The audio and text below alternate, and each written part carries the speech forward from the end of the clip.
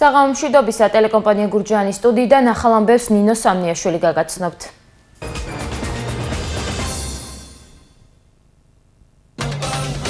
არა თურქულ ინდურ სერიალებს რატომ დადგა აზიური საპნის ოპერების აკრძალვა დღის წესრიგში, მოწინააღმდეგეების აზრი და სერიალის მოყვარულების არგუმენტები. სუპირველად სუტირილში ვატარებდი ხოლმე რომ მეწოდებოდნენ. ესე ზოგი საინტერესო ხომ ეს არის ქართველი ხალხის დაცინვა. ძალიან ბევრი უმუშევარი გახლავთ და რა გააკეთონ. სახლი მენგრევა, ჯანმრთელობის პრობლემა საერთოდ შეგვერყა. საპროტესტო აქცია გურჯაანში, რა საფრთხეს უქმნის შემაფერხებელი ბარიერები მოსახლეობას. გეგონება 5-6 ბალიანი მიწისძვრაო. ისე ზანზარებს სახლი. ჭერი ჩამოინგრა, გაკეთებული ჭერი. ბატონო პრეზიდენტო, მე გირჩევდი თქვენ. რა ურჩია გურჯაანის მაჟორიტარმა დეპუტატმა პრეზიდენტს პარლამენტში ანგარიშის წარდგენის შემდეგ. ეს იყო 100%-ით პოპულისტური განცხადებები. როგორ აფასებენ გურჯაანში გიორგი მარგველაშვილის სიტყვით გამოსვლას. ბიანობაში რაღაც შერიგების პროცესი მიმდინარეობდა. უშინდელ გამოსვლაზე გეტყოდით რომ ერთი ყარწიღა ეკლდა რა. აი ახლა უყურე რამე სამოსები ეგ დაინახე. ღრიე წყალი, რომელსაც ხშირად ჭიები მოყვება, რა წყალს სვამენ სოფლებში და როგორ კონტროლდება ხარისხი. უილად ვიხდით ფულს, ჩვენ თვინ პატრონი არ არის, არც წყალი გვაქვს სუფთა. რომოა იგეთი ყვითელი მოდი ჟანგიანი. სოციალური მაცივარი ლაგოდეხში რა გამოხმაურება მოყვა ახალგაზრდების პროექტს ჩართვა ლაგოდეხიდან. ალკოჰოლური სასმელების კონკურსი ქართულმა ღვინოებმა ჩინეთში 8 ოქროს მედალი მოიპოვეს. ეთერშია ტელეკომპანია გურჯაანის მთავარი საინფორმაციო გამოშვება დღეს. საპროტესტო აქცია სოფელ გურჯაანში ბაკურციხე-თელავის დამაკავშირებელ მაგისტრალთან მცხოვრებლები შემაფერხებელი ბარიერების აღებას მოითხოვენ. ამბობენ, რომ სატვირთო ავტომობილები ბარიერებთან მოძრაობას არ ანელებენ, რაც ძლიერ ხმაურს იწვევს. საცხოვრებელ სახლებს კი დანგრევის საფრთხეს უქმნის. იმ შემთხვევაში, თუ შესაბამისი ორგანოები შემაფერხებელ ბარიერებს სხვა ალტერნატიული საშუალებით არ ჩაანაცვლებენ, მოსახლეობა მის თვითნებურად აღრას აპირებს. საგზაო დეპარტამენტში კი განაცხადეს, რომ თუ მოსახლეობას პრობლემის მოგვარება სურს ადგილობრივ ხელისუფლებას უნდა მიმართოს. ცხოვრობთ უძველეს ბინაში. იმდენად ახლოს არის ეს ეგრეთ წოდებული ბუგაროკია ხელოვნური თუ რა ქვია პოლიციელი, წოლიარი პოლიცია, აი თელი ღამე ასე ვთქვათ, აკვანივით ირწევა სახლი მენგრევა. ჯანმრთელობის პრობლემა საერთოდ შეგვერყა. საერთოდ ძილი არ არის ჩვენთვის არის ეს განსაკუთრებით ეს თურქეთის მანქანები რო დადიან იმ ხელა იმას იწევს, რა ქვია, ხმაურს, რომ აი არ ვიცით რა. მობზანდით სახლში ჩამოინგრა, ჭერი ჩამოინგრა, გაკეთებული ჭერი და ეს ხდება, ეს კი არა ხდება, ყოველ ღამე ეს ამბავია. ეს თურქეთის მანქანები რო დადიან, მიდიან მილიონობით და ისეთ საშინელი მდგომარეობა ჩვენთვის ძილი ხო არ არის. ეს ხოლმე ინგრევა სახლები, ჯერა სახლები გვაქვს, ხელს ვერ ვავლებთ ვერაფერს, ისიც ინგრევა. გალესილი გვაქვს, რკინებშია შეკრული ჩემი სახლი, გადაიღეთ. და უარესი მდგომარეობა მაქვს. დაბლა ბზარები გაუჩნდა, მაღლა ბზარი. წუხელაც რა ვიცი, რამ გაიარა, აი გეგონება 5-6 ბალიანი მიწისძვრაო. ისე ზანზარებს სახლი. აყრით და მე პასუხი არავინ არ გვაგებინო. სახლები გვენგრევა და ვერაფერს ვეღარ ვაკეთებთ. ბატონო პრეზიდენტო, მე გირჩევთ, რომ ხშირად დატოვოთ კაბინეტი, გახვიდეთ ხალხში, შეხვდეთ ჩვენს მოსახლეობას და მათგან გაიგოთ თუ რას ტკივათ. ასეთი რჩევა მისცა გურჯაანის მაჟორიტარმა დეპუტატმა გიორგი ღვინიაშვილმა საქართველოს პრეზიდენტს ყოველწლიური ანგარიშის წარდგენისას.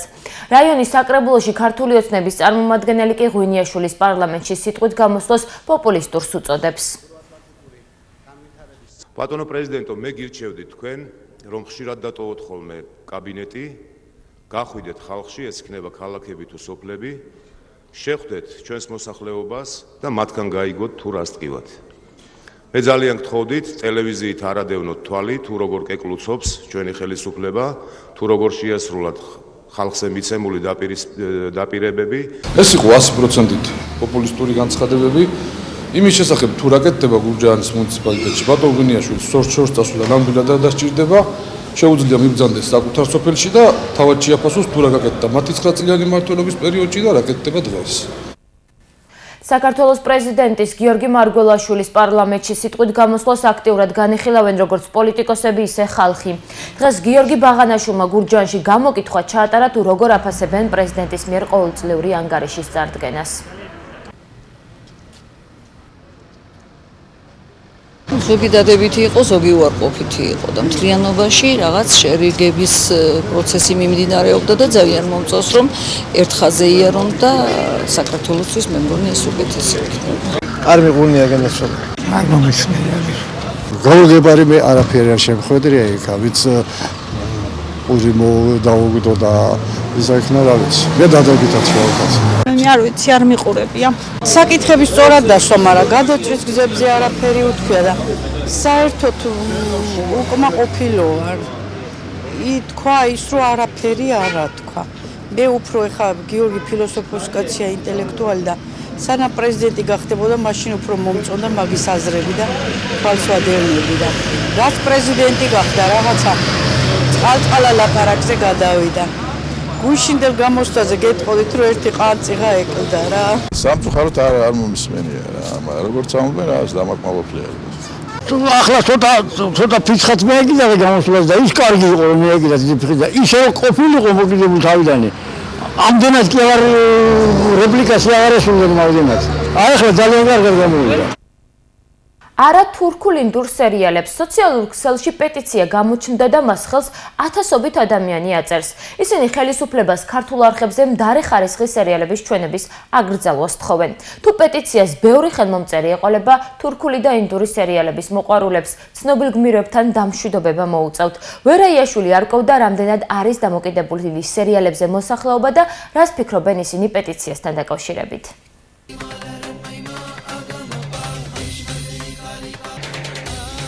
ინდურ სერიალს ორი ბედი 70 წლის მარგო ბერიაშვილი ყოველ დღე მოუთმენლად ელოდება. მისმა შინაარსმა იმდენად გაიტაცა, რომ გმირების ტრაგიკულ ცხოვრებაზე ნერვიულობის გამო ხშირად წნევაც უწევს. ახლაც 3 საათს ელოდება, რათა გაიგოს დღევანდელ სერიაში როგორ განვითარდება საყვარელი გმირის ცხოვრება.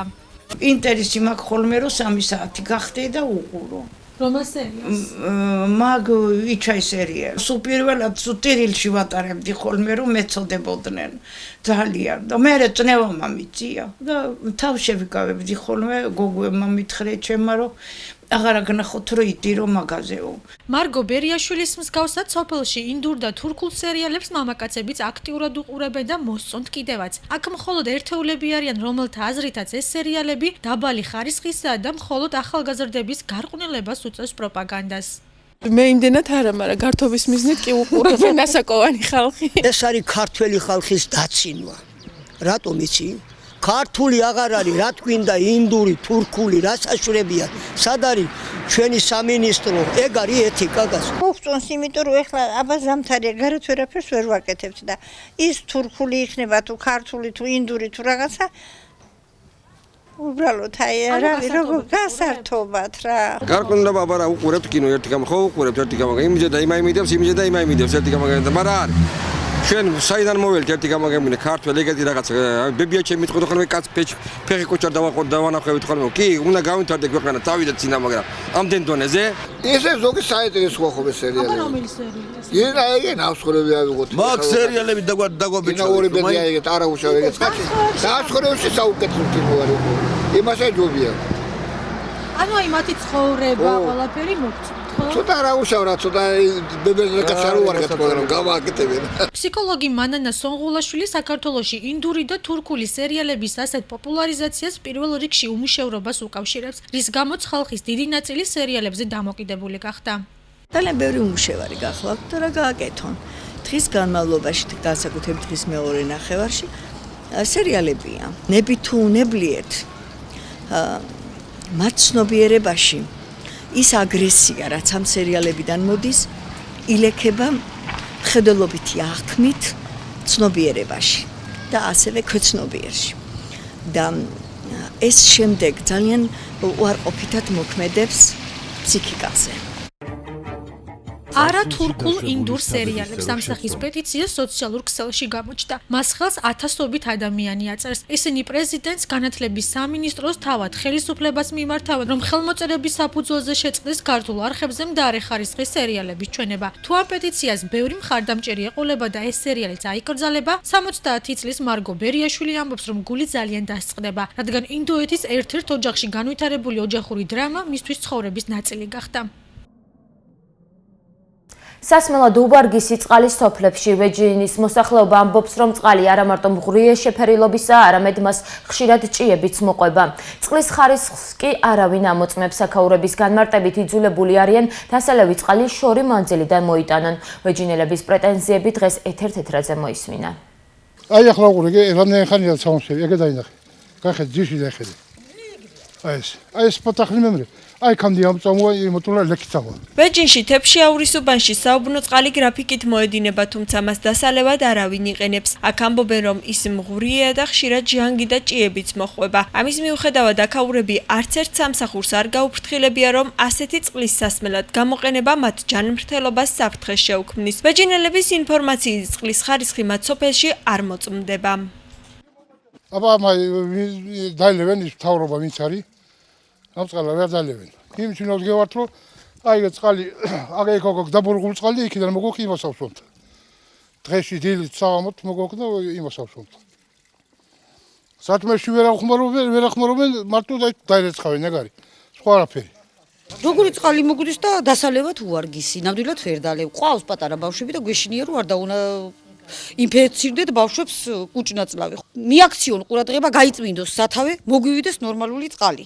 და ზაფხულში როცა დაცხება კიდე, წვეთ წყალზე რო ვარ, გქონდეს წყალი. შეღონებულები ვართ უკვე აღარ შეიძლება, აი უწყლოთ როგორ შეიძლება ცხოვრება. უილაც ვიხდით ფულს, ჩვენ თვინ პატრონი არ არის, არც წყალი გვაქვს სუფთა, აი ყველაზე ძალიან გაჭირვებულები ბავშვები, პატარა ბავშვების პატრონებიანი, სარეცხი რო დაურეცხონ და იმისთვინაც არ ვარგა ეს წყალი. კინო 1000 ერთხელ მოდის ისიც. აი ლაფია, სულთა იმის არ დაილევა. და რა თქვინა, ჩვენ აგე იქიდან დავავალეთ ხოლმე შორეზე, მოიგავი დაბურგულ წყალს ვეძებთ ხოლმე, რა ვქნა. აი ეგრე ტყუილად არის, თუმცა წყალი არის. არავინ არ მოსულა, არც ზევით, არც იქა და არ მოწუნა არავინ. ვინ არის პატრონი? ვინ არის? ვინ მოდის? საბჭოთან მომდნენ, არც იქ აი მაგერა გაუბედურებული. რომუა იგეთ ყვითელი მოდის ჟანგიანი, რაშიაც ვიღებთ ის ჭურჭელი ისე ილაქება რომ თავდება წყალი რომ მოვჩებ არ ისმება. საჭმელს მაგწყლით არ ვაკეთებთ. აი იქით არის იბანწყალი ზახიან დაბურგული იქიდან ვეზიდებით. საჭმელს უნდა დასალევა. დანარჩენ აი თუ პოლიტილოთ ვიხმარებ და ჭურჭელის ვინშვი. წყლის ხარისხის პრობლემა ვეჯინში მხოლოდ ერთი უბნის გასაჭირი არ არის. სოფელში მას მხოლოდ ტექნიკური დანიშნულებისთვის ხმარობენ. სასმელად ვარგისი კი რამდენიმე კილომეტრიდან მოაქვთ. არ არის ხარისხიანი წყალი, შიგ ირევა ყველაფერი. არ ვიცი, რა ვიცი, მე არა ვარ მაყოფილი მაგ წყლისა და სვასე არ ვიცი. გეუბნები საღამოთი რომ დავდგომ, დილით შეიძლება დალიო ძირში სულ ნარჩენები აქვს. ნაგვის. ბურღის წყალი მოდის, ბურღის, სამ დღეში ერთხელ და დასალევად აი იქიდან მოგვაქვს. არ არის სუფთა წყალიო და არ ვიცი, აბა ზუსტად მე არაფერი არ ვიცი, ვერ გეტყვით. წყალი წვიმის მომენტში განაცვალე მოდის მღრიე. როცა წვიმა არის, მაშინ მოიდებს ნალექის სახით და მე ბოთლებში იკეთებს ნალექს. მოსახლეობის ამ პრეტენზიებს გურჯაანის ნიადაგის წყალმომარაგებისა და დასუფთავების წესების დაცვაზე ზედამხედველობის სამსახურში უარყოფენ და ირწმუნებიან, რომ სოფლის წყლებს ყოველთვიურად ამოწმებენ და დასალევად სრულიად ვარგისია. თვეში ერთხელ ხდება ყველა სოფლიდან წყლის მოტანა და მისი ხარისხის გამოკვლევა. შესაძლოა წყლის სისტემა ძირითადად წყალსადენების ქსელი მოძველებულია ზოგგან და შესაძლოა რაღაცა პერიოდში წყლის ხარისხი გაუარესდეს, მაგრამ როცა ჩვენ ვაკეთებთ ანალიზებს, წყლის მნიშვნელოვან გაუარესებას ადგილი არ ჰქონია და ასე რომ წყალი სასმელად ვარგისია. გურჯაანის მუნიციპალიტეტის სოფლებში სასმელი წყალი გრაფიკით კვირაში 3-4 დღე მიეწოდებათ და მას სასმელად არ იყენებენ. გამოდის, რომ ისინი ყოველთვიურად გადასახადს უხარისხო წყალში იხდიან. აქაურების აზრით, თანამედროვე ტექნოლოგიების ქვეყანაში სოფლებს წყლის პრობლემა აღარ უნდა ჰქონდეთ. ამიერიდან გურჯაანის სოფლების ბიბლიოთეკებში მკითხველს კომპიუტერი და ინტერნეტით სარგებლობად შეიძლება. საბიბლიოთეკო გაერთიანების ხელმძღვანელმა მუნიციპალიტეტის 6 ბიბლიოთეკაში მაღალსიჩქარიანი ინტერნეტის საკუთარი ხარჯით შეიყვანა. სარგებლობა ყველა მსურველს უფასოდ შეიძლება. მაია ბეროშულის აზრით, ეს სიახლე სოფლის ბიბლიოთეკებში მკითხველის რაოდენობასაც გაზრდის. წინა წელს მივიღეთ კომპიუტერები, საბიბლიოთეკო ასოციაციამ გადმოგცა კომპიუტერები 6 ბიბლიოთეკაში, სრული აღჭურვილობით, ძალიან უკმაყოფილები ვართ ამ საჩუქრით. მათ გადმოგცეს კონექტებით, ჯეოსელ კონექტებით, მაგრამ მე გადავწყვიტე, რომ უფრო სრულფასოვანი ინტერნეტი გქონოდა და შევიყვანე ისეთი, რომელიც სრულად დააკმაყოფილებდა მომხმარებას მთელთვის განმავლობაში. სოციალურად დაუცველი და გაჭირვებული ადამიანების დასახმარებლად ლაგოდეხში ახალგაზრდებმა სოციალური მაცივარი დადგეს. პროექტის იდეა, რომ ქოლმოქმედების მსურველებმა სასურსათო პროდუქტი ამ მაცივარში მიიტანონ. ორგანიზატორები კი გაჭირვებულებს გადასცემენ. პროექტი ახალგაზრდობის საქმეთა და სპორტის განვითარების ცენტრის მოხალისე თანამშრომლების და ახალგაზრდული საკრებულოს ერთობლივი ორგანიზებით ხორციელდება. უკვე მეოთხე დღეა ეს მაცივარი ქიზიყის ქუჩაზე დგას. რამდენად აქტიურობს მოსახლეობა, ამას ჩვენი სტუმრებისგან გავიგებთ. ლაგოდეხის ახალგაზრდული საკრებულოს თავმჯდომარის მოადგილე ნიკა გოგოლაძე და ახალგაზრდობის საქმეთა და სპორტის განვითარების ცენტრის წარმომადგენელი ტასო მოდებაძე გვერდთვებიან. მადლობა, რომ ჩვენს გადაცემაში იღებთ მონაწილეობას. ტასო, უკვე რამდენიმე დღეა ლაგოდეხში სოციალური მაცივარი განათავსეთ, რამდენად აქტიურობს მოსახლეობა და როგორ უწევთ ამ პროცესს ორგანიზებას? მადლობა კიდევ ერთხელ თქვენს ტელევიზიას იმისთვის, რომ ეს აქტიურად ცდილობთ გააშუქოთ ჩვენს რაიონში მომხდარი ახალგაზრდული მოვლენები და აი ამ მხარდაჭერისთვის კონკრეტულად ამ კამპანიაში გიხდით კიდევ ერთხელ მადლობას. რაც შეეხება სოციალურ მაცივარს, 1 თებერვალს დავდგით და დაიწყო აქტივობა. პირველი დღე იყო განსაკუთრებულად აქტიური. დღეს არის მეოთხე დღე. დღეს მაცივარი არ შეგვიმოწმებია, სიმართლე გითხრათ. ყოველ დღე არის შემოწირულობა, თუმცა როგორც პირველ დღეს ისეთი სერიოზული აქტიურობა აღარ შეინიშნება. მაგრამ ჩვენ ამაზე არ ვდარდობთ, იმიტომ რომ სხვა ტიპის შემოწირულობები გვაქვს, სათამაშოები, რომელსაც ახლა ბუნებრივია მაცივართან ვერ მიიტან და ვერ დადებ, მით უმეტეს შიგნით ვერ შედებ, ასევე ტანსაცმელი, ფეხსაცმელი, ამასთან ერთად უკვე ამ 3 დღის განმავლობაში მოგროვებული ძალიან მნიშვნელოვანი რაოდენობის პროდუქტი, რომლის გადანაწილებასაც დღეს და ხვალ მოვახდენთ. ამჯერად უკვე შესაძლებლობა გვაქვს, რომ 8 ოჯახს გადაუნაწილოთ ეს პროდუქტი, რაც შეეხება სათამაშოები, ტანსაცმელი და საყოფაცხოვრებო ნივთები, კიდევ რამდენიმე ოჯახს. ნიკა, ვისი იდეა იყო სოციალური მაცივრის განთავსება და თუ გეგმავთ, რომ ასეთი მაცივრები არა მარტო ლაგოდეხის ერთ ქუჩაზე, არამედ სოფლებშიც განათავსოთ? პირველ რიგში მოგესალმებით, დიდი მადლობა სტუმრს ჩაწერისთვის. პროექტის იდეა ეკუთვნის ლაგოდეხის ახალგაზრდული საკრებულოს, რომელიც ჩვენახევრის უკან შეიქმნა. არასამთავრობო ორგანიზაცია ადამიანი კანონი თავისუფლების პროექტია ახალგაზრდული საკრებულოს 64 მუნიციპალიტეტის ფარგლებში. ხოლო რაც შეეხება სოფლებში, ძალიან კარგი იქნებოდა, მაგრამ ეს მხოლოდ იდეის დონეზე არის. ასევე ჩვენთან არიან სხვადასხვა სოფლებიდან წარმომადგენლები საკრებულოში და ძალიან კარგი იქნებოდა თუ დაიდგმებოდა ამ სოფლებშიც ეს მაცივარი, მაგრამ ეს მხოლოდ ჯერ იდეის დონეზე არის. ეს იდეა რომ განახორციელოთ, გაქვთ ამისი ფინანსები ახალგაზრდულ საკრებულოს? ან თუ გეხმარებათ ადგილობრივი ხელისუფლება?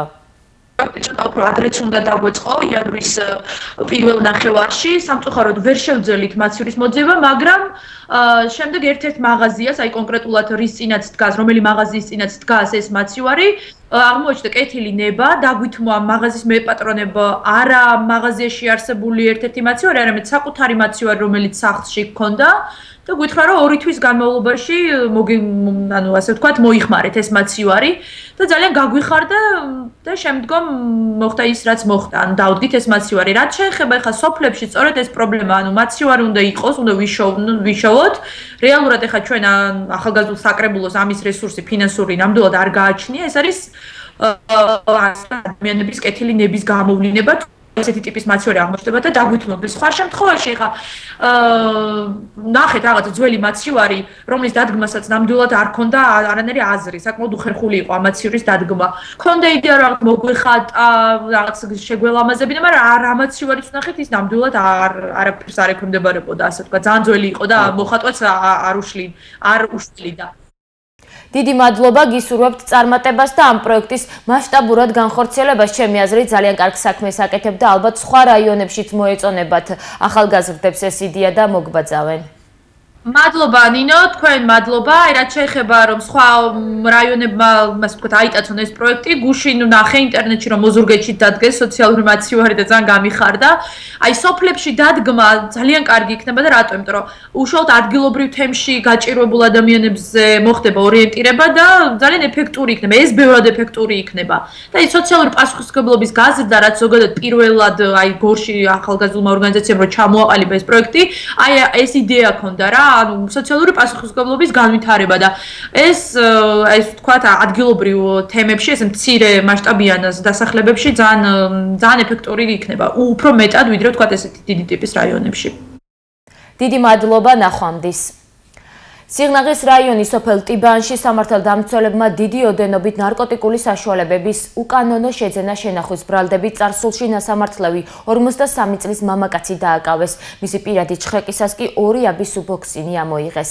ნარკოლოგიური შემოწმებით დაკავებულ სისხლში ბუპრენორფინის კვალი აღმოაჩნდა. ის ჩადენილ დანაშაულს აღიარებს. რომლის პირადი ჩხრეკისას ნარკოტიკული საშუალება ბუპრენორფინის შემცველი 2 აბის სუბოქსინი ამოიღეს. გამოძიება დიდი ოდენობით ნარკოტიკული საშუალების უკანონო შეძენა შენახვის ფაქტზე მიმდინარეობს. ოქროს მედლები ქართულ ქართულმა ღვინოებმა ჩინეთში 8 ოქროს მედალი მოიპოვეს. ალკოჰოლური სასმელების კონკურსში China Wines and Spirits Awards Best Value 2016 ქართულმა ღვინოებმა სულ 11 მედალი აიღეს, მათ შორის 1 ვერცხლი და 2 ბრინჯაო.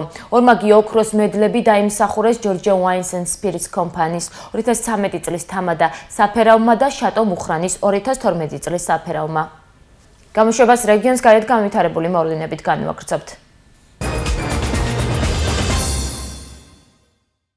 პრემიერ-მინისტრის პრესსამსახური ტელეკომპანია მაესტროსთან დაკავშირებულ კითხვებზე გიორგი კვირიკაშვილის პოზიციას ავრცელებს. საქართველოში სიტყვისა და გამოხატვის თავისუფლება ჩვენი საზოგადოების მთავარი მონაპოვარია. პრემიერ-მინისტრის პოზიცია, რომ ამ თავისუფლებას არანაირი საფრთხე არ უნდა დაემუქროს. ტელეკომპანია მაესტროს გარშემო მიმდინარე მოვლენები ამ დრომდე მხოლოდ მესაკუთრეებს შორის დავის ხასიათს ატარებს. პრემიერი მიიჩნევს, რომ ამ საკითხში მთავრობისა და პოლიტიკური ძალების რაიმე ფორმით ჩარევა კატეგორიულად დაუშვებელია. პოლიტიკური სპექტრის ამოცანად უნდა რჩებოდეს ქვეყანაში თავისუფლება და პლურალისტური მედია გარემოს უზრუნველყოფა, რაც ამ შემთხვევაშიც სახეზეა. ნათქვამია გავრცელებულ განცხადებაში. იცოდეთ, ჩემი ხმა მნიშვნელოვანია ამ სახელწოდებით პარლამენტის შენობის წინ აქცია გაიმართა. აქციის მონაწილეები გოგი თოფაძის მხრიდან ბოდიშის მოხდახს ითხოვდნენ და აცხადებდნენ, რომ მის მიერ გაკეთებული განცხადებები არამხოლოდ გამონაკლის შემთხვევებს, არამედ მთელ საქართველოს და თითოეულ მოქალაქეს ეხებოდა. აქციის ორგანიზატორები არასამთავრობო ორგანიზაციები და შშმ პირების მშობლები იყვნენ. აღსანიშნავია, რომ გოგი თოფაძემ წერილი გაავრცელა, სადაც ნათქვამია, რომ ის თავისი განცხადებით არავისთვის შეურაცხყოფის მიყენებას არ ფიქრობდა. დათო საზოგადოების ნაწილის მხრიდან დეპუტატის სიტყვები ამგვარად იყო აღქმული, ამისთვის მათ წინაშე ბოდის სიხდის. ბატონმა ბიძინა, თქვენ გითხრათ, თქვენ ხართ სამუშაო შეწრის და საბრძანდით პენსიაში.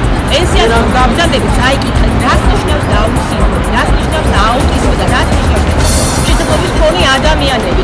ასეთი სალანძღავი სიტყვა არ არის ეს. ორკიდროსა და ახსენებული დეპუტატ გოგი თოფაძის მიტყოდი რომ არამხოლოდ დისკრიმინაციული, არამედ ფაშისტური განცხადებები. 21 საუკუნეში უბრალოდ სირთული ადამიანებს მოსამართლებს უთვლიდნენ და მიმაჩნია, რომ დეპუტატები საკუთარ უფლებამოსილებას და საკუთარ ტრიბუნას არ უნდა იყენებდნენ სხვა ადამიანების დისკრიმინაციისთვის. პრობლემა უფრო მეტია ვიდრე ბატონი გოგი. პრობლემა არის სისტემური. ბატონი გოგის მსგავსად შეურაცხყოფელ კონტექსტში შეზღუდული შესაძლებლობის მქონე ადამიანების მოხსენიება თითქმის ყოველ მეორე დღეს ისმის სხვადასხვა ტრიბუნებიდან და სხვადასხვა პოლიტიკური ფიგურებიდან. აქედან გამომდინარე, ჩვენი მთავარი პროტესტი მიმართულია ზოგადად პოლიტიკურ სივრცის მიმართ და ჩვენ მოვითხოვთ, რომ პატივისცემი ამ მომრჩევლებს და იმ მოქალაქეებს, რომლებმაც მათ მისცეს ლეგიტიმაცია. წინააღმდეგ შემთხვევაში ჩვენ გავაკეთებთ იმას, რაც შეგვიძლია რომ გავაკეთოთ და ამას ნამდვილად იგრძნობენ არჩევნების დღეს. საქართველოს ჯანდაცვის სამინისტრო ზუზუს კიბოს მკურნალობის დაფინანსებას იწყებს. ერთ-სეპტემბერით მკურნალობის სპეციალური პროგრამის ამოქმედების შესახებ განცხადება დღეს მინისტრმა დავით სერგეევომ გააკეთა. ისიც თქმით, სახელმწიფო აღნიშნული პრეპარატით მკურნალობას საქართველოს ყველა რეგიონში მცხოვრებ მოქალაქეს 80%-ით დაუფინანსებს. ყველა ბენეფიციარი პრეპარატ ჰერცეპტის რეფერალური მომსახურების სახელმწიფო პროგრამის ფარგლებში მიიღებს. ჯანდაცვის მინისტრმა დღესვე მოქალაქეებს სიმსივნის სკრინინგის პროგრამით აქტიური სარგებლობისკენ მოუწოდა. დაიწყო მოლაპარაკებები ერთ-ერთი ძვირადღირებული მედიკამენტის ჰერსეპტინის მწარმოებელ კომპანიასთან. ამ მოლაპარაკებებმა ჩვენ საშუალება მოგცა, რომ გაგვიფორმებია ურთიერთგაგების მემორანდუმი, ერთგვარი ხელშეკრულება, რომელსაც გუშინ მოეწერა ხელი როშის ცენტრალურ ოფისში და ამით ის შესაძლებლობა მოგვეცა, რომ მთელი საქართველოს მასშტაბით გაგვახორციელება ის პროექტი პაციენტებს მიეცათ საშუალება, რომ თუ წელს ეს მდგომარეობა დაუჯდებოდათ წელიწადში სადღაც 50,000 ლარის ფარგლებში, ეს ღირებულება წელიწადში მაქსიმალურ რაოდენობას ვიღებ შემცირდა 7,000 ლარამდე. დანარჩენი ნაწილი დააკლო კომპანიამ, ნაწილს 80% როგორც ვთქვი, განაზღაურებს სამინისტრო. საქართველოს ფინანსთა სამინისტრო საგამოძიებო სამსახურმა სამსახურებრივი მდგომარეობის გამოყენებით სახელმწიფო ბიუჯეტის კუთვნილი განსაკუთრებით დიდი ოდენობით თანხის მითვისების ფაქტზე შპს სამშენებლო კომერციული კორპორაცია ხიდის დამფუძნებელი თეიმურაზ ძილწივაძე დააკავა. საგამოძიებო სამსახურის ინფორმაციით საქმე ავჭალის დასახლებაში არსებული ეგრეთ წოდებული ზაჰესის ხიდის და სარკინიგზო გზაგამტარის რეაბილიტაციის პროცესში ჩადენილ სისხლის სამართლის დანაშაულს ეხება. გამოძიებით დადგენილია, რომ შპს სამშენებლო კორპორაცია ხიდის დამფუძნებელმა თეიმურაზ ძილწივაძემ ნაცვლად იმისა, რომ შეესრულებინა ხელშეკრულებით გათვალისწინებული პირობები, მართლსაწინააღმდეგოდ მიითვისა სახელმწიფო ბიუჯეტის კუთვნილი 1,5 მილიონზე მეტი თანხა. ხოლო გზაგამტარი და ხიდი დღესაც დახურულია და არ ფუნქციონირებს. აღნიშნულ ფაქტზე გრძელდება გამოძიება სისხლის სამართლის კოდექსის 192 მუხლის მეორე ნაწილით, რაც ითვალისწინებს თავისუფლების აღკვეთას 7-დან 11 წლამდე ვადით.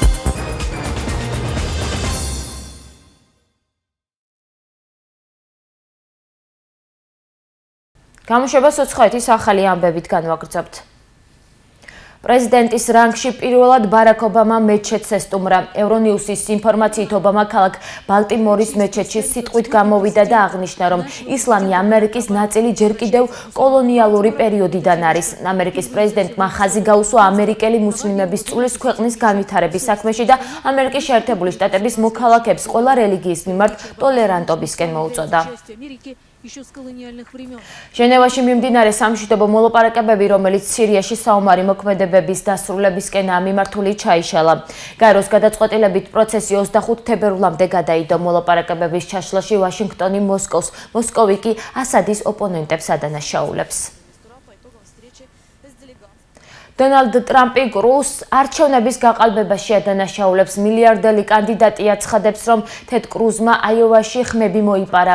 მისივე თქმით, ხმის დათვლის პროცედურა დარღვევებით ჩატარდა, რამაც კრუზს გამარჯვება მოუტანა. შეგახსენებთ, რომ შიდა პარტიულ არჩევნებში რესპუბლიკელთა კანდიდატმა თედ კრუზმა ტრამპი ხმათა 4%-ით ჩამოიტოვა. ახლა კი საინტერესო ამბები, რომელიც პალიტრა TV-მ და ზოოკლუბმა გაავრცელეს. 5 წლის გოგონას როკ პერფორმანსი და დაუჯერებელი შესრულება. ეს 5 წლის ედუარდაა, რომელმაც თავისი დრამერული ნიჭით მსოფლიო გააოცა. ვიდეო პოპულარობით სარგებლობს.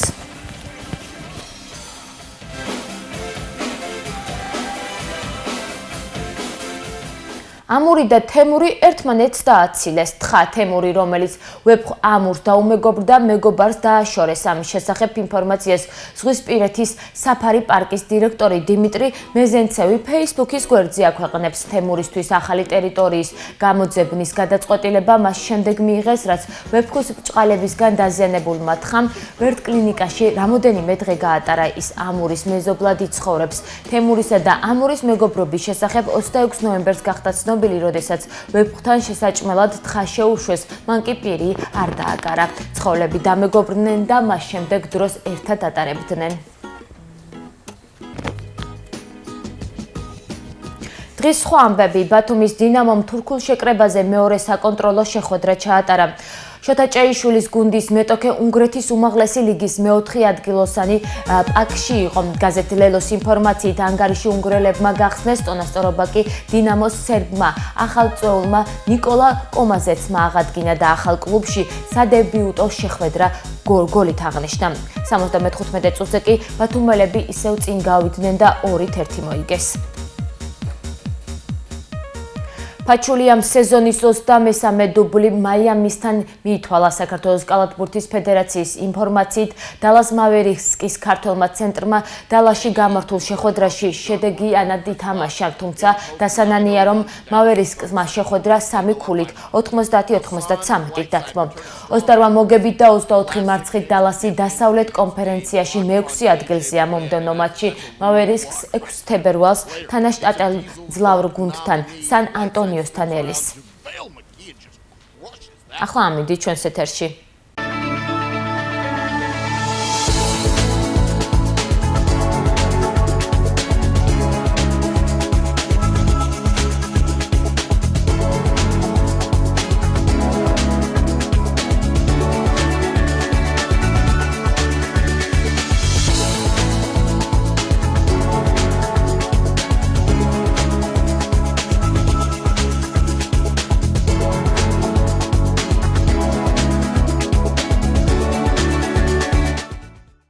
ასეთი იყო დღევანდელი საინფორმაციო გამოშვება. მე ნინო სამნიაშვილი, ორ შაბათამდე გემშვიდობებით, ნახვამდის.